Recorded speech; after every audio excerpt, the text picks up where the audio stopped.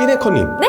드디어 이 완성차 업계가 네. 중고차 시장에 진출할 수 있는 D-Day가 확정이 됐습니다. 오, 그 결정할 수 있는 날이 됐다라는 게 네. 그렇게 대단한 일인가요? 왜냐면요, 이것에 대한 논의 자체가 네. 거의 10년 가까이 지지부진 막 끌고 왔었던 거거든요. 그랬는데 드디어 결정됐군요. 네, 드디어 픽스가 됐습니다. 그게 언제죠? 내년 5월이요. 내년 5월. 내년 5월이면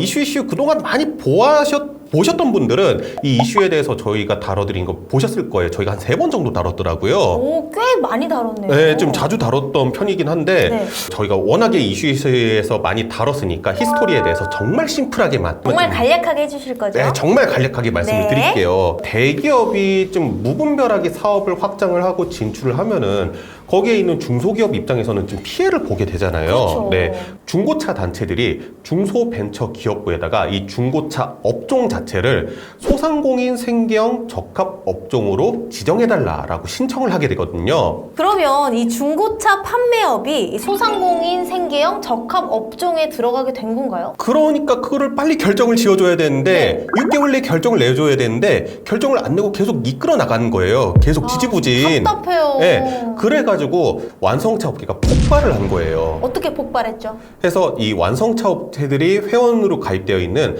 한국자동차산업협회라는 곳이 있거든요. 이곳의 입장을 통해서 내년부터 중고차 시장 진출하겠다. 이렇게 선언을 한 겁니다. 아, 완전 폭탄 선언이네요. 네, 실제로 그래가지고요. 현대차 같은 경우에는 올해 1월 3일, 그러니까 1월 1일은 신정이니까 쉬잖아요. 네. 영업일 이틀 만에 경기도 용인시에 자동차 판매업을 등록을 합니다.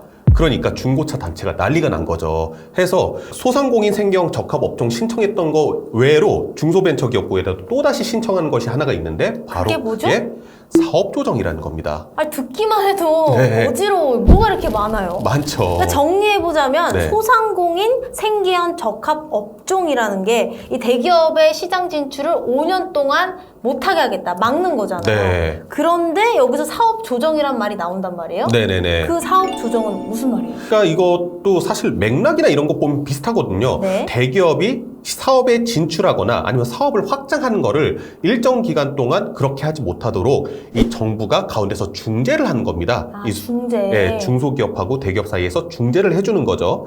그래서 둘의 개념 자체라든가 아니면은 시행의 취지 자체는 상당히 비슷한데 소상공인 생계형 적합업종은 지정되면은 의무적으로 5년 동안 법적으로 진출을 막는 거고 사업조정이라는 것은 이제 중소기업의 요청에 따라서 약간 정부가 가운데서 중재를 해서 몇 년 이런 식으로 중재를 해주는 것이고요. 참고로 중고차 사업의 소상공인 생계형 적합업종 신청 이거 결국에 3월 달에 미지정으로 결론이 났거든요. 그래서 이제 현대차 그룹에서 중고차 시장에 진출하려고 야간야간 준비를 하고 있었는데 이 사업 조정에 따라서 사업 조정 결과에 따라서 이 중고차 사업에 진출하는 것이 1년이 늦춰지게 된 겁니다. 이 1년 동안 완성차 업체들이 그럼 만반의 준비를 할 것 같은데 네네. 그렇지 않을까요? 그래서 뭔가 되게 공격적으로 나갈 것 네. 같은데요. 그렇지도 않습니다. 그렇지도 않다고요? 왜냐하면은 이 조정이 있잖아요. 이 조정 안에는 이 1년 동안 유예한다는 내용뿐만 아니라 네. 시장 점유율에 대한 제한까지도 명시가 되어 있습니다. 점유율까지 그렇게 구체적으로 명시가 돼 있어요? 네네. 신기하다. 우선 5월 달부터 시작을 할 수 있다고 했는데 네. 그 전인 내년 1월부터 4월까지는 시범적으로 운용을 할 수 있게 해줄 거예요. 근데 이 시범 기간 동안에 각 브랜드에서 팔 수 있는 중고차가 각 5,000대밖에 안 됩니다. 5,000대면 적은 양이죠? 네, 그렇죠. 네. 이 시장이 지금 가장 빨리 다가가고 있는 데가 현대차 그룹이거든요. 현대차, 기아. 근데 현대차 같은 경우에는 진출 첫 해에 시장 점유율의 2.9%, 기아의 경우에는 2.1%만 판매를 할 수가 있고요. 2.9%, 2.1%면 네, 그리고 그 이듬해인 2년 차 때는 네. 현대차가 4.1%, 기아가 2.9%만 판매를 할 수가 있습니다. 그래서 점유율에 상관없이 독자적으로 판단해서 차량을 판매할 수 있는 게요.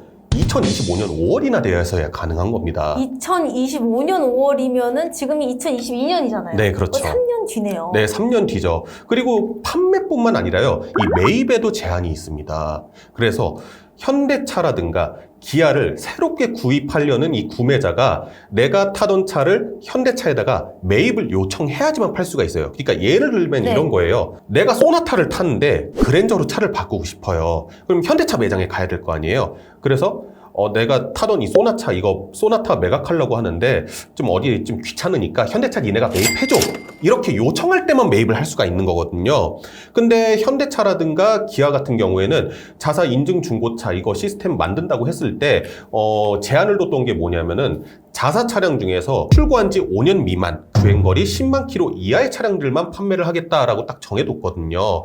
그런데 이런 조건들 다 따져다 보면은 사실 매입하는 데 있어서 상당히 어려움이 있다라는 거죠. 그럼요. 제약이 너무 많아요. 머리가 지금 너무 아픈데? 그렇죠. 그뿐만이 아니에요. 제약이 더 있어요? 네, 제약이 더 있습니다. 와. 네, 매입을 했는데 네. 이 차가 만약에 인증중고차에서 팔기 살짝 좀 그런 것 같아 라고 판단이 될 수도 있잖아요. 그러면은 그 차를 이제 어떻게 처리를 해야 되느냐, 기존의 중고차 업체들 있잖아요. 거기에다가 경매로 매각을 해야 되는데 그것도 내 맘대로 매각하는 게 아니라 그 중소기업 한에서만 매각을 하거나 아니면 중고차 단체와 협의된 곳에만 매각을 할 수가 있습니다. 그럼 대기업에 굉장히 불리한 조건들이 많이 보이는데요. 아무래도 그 대기업 차원에서는 불만이 많이 생기지 않을까요? 그렇죠. 사실 불만이 생길 수밖에 없는 구조이긴 한데 현대차 그룹 같은 경우에는 그럼에도 불구하고 정부의 판단이니까 우리는 그 권고안에 따르겠다라고 얘기를 했는데요. 그럼에도 불구하고 사실 소비자들은 상당히 투명하고 객관적인 그런 시장 자체를 원했을 텐데 그런 니즈에는 조금 아쉬운 부분이 있다라는 평가를 내렸고요. 그다음에 아까 전에 처음 말씀드렸던 그 완성차 업계들이 회원사로 있는 한국자동차 산업협회 같은 경우에는 중고차 시장에 대기업 플랫폼들이 있지 않느냐. 뭐 예를 들어서 엔카라든가 K카 이런 곳들이 있을 수 있고요. 그다음에 수입차 업체들 우리나라 많이 들어와 있는데 BMW라든가 네. 벤츠라든가 이런 곳들은 자사 인증 중고차 사업을 하고 있거든요. 이미 하고 있어요? 네, 하고 있어요. 근데 그게 왜 그러냐면은 네. 이 수입사들은 대기업이 아니잖아요. 그러다 보니까 여기는 인증 중고차 사업을 할 수가 있는데 이 현대차, 기아 이런 데는 대기업이니까 못하는 거거든요. 야, 이거 우리 그런 플랫폼 기업 하는 데랑 이거 완전 우리 역차별 당하는 거 아니냐 이러면서 좀 반발하는 모습 보여줬고요. 근데 이게 비단 대기업뿐만 불만을 가진 게 아니라요. 대기업이 아니라 또 다른 데에서도 불만이 있었나요? 반대 진영인 중고차 업계에서도 반발을 하고 있습니다. 왜 그렇죠? 왜냐하면은 네. 이 중고차 업계는 이미 이 중고차업의 소상공인 생계형 적합 업종 지정이 미지정이 난 순간부터 이미 화가 나 있던 거예요. 대기업이 진출해야 되는 거니까. 네.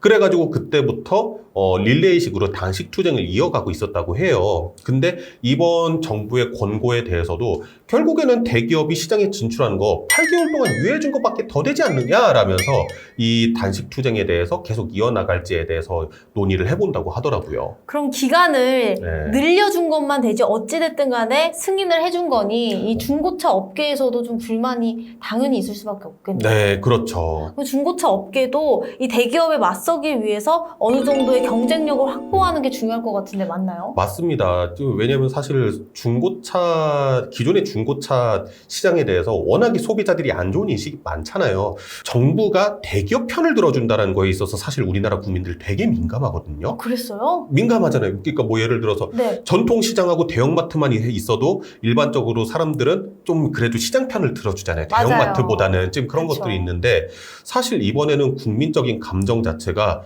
대기업 편, 현대차, 기아를 응원하고 있는 상황이란 말이죠. 이게 무슨 상황일까요? 그러니까 기존에 뭐 사실 우리가 중고차를 연상했을 때 사실 좀 안 좋은 것들이 많잖아요. 허위 매물, 뭐 내지는 뭐 지금 강압적으로 판매를 한다더라 뭐 그런 것들도 있고, 그러니까 이런 중고차 기존의 시장에서 좀 쌓아왔던 그런 안 좋은 인식들 때문에 결국에는 지금 소비자들이 대기업을 응원을 하고 있는 것 같은데, 중고차가 대기업이 진출했을 때도 살아남아가지고 뭔가 대등하게 싸우려고 하면은 이런 인식 자체도 개선을 하고, 그다음에 대기업에 맞서서 뭔가 좀 진짜 맞서 싸울 수 있는 그런 아이템 같은 것들을 자구적으로 좀 찾아볼 노력들을 해야 되지 않나, 그렇게 생각을 합니다. 혁재 PD님, 네. 저는 중고차에 대해서 그렇게 인식이 나쁘지 않았는데 혁재 PD님은 어떠셨어요? 저는 좀 중립적인 스탠스기는 해요. 네. 왜냐면 그런 갑질 업체들 같은 경우에 워낙에 많기는 한데 그 안에서는 또 자정하려고 노력하는 분들도 분명히 계시거든요. 유튜브 같은 데 보면요.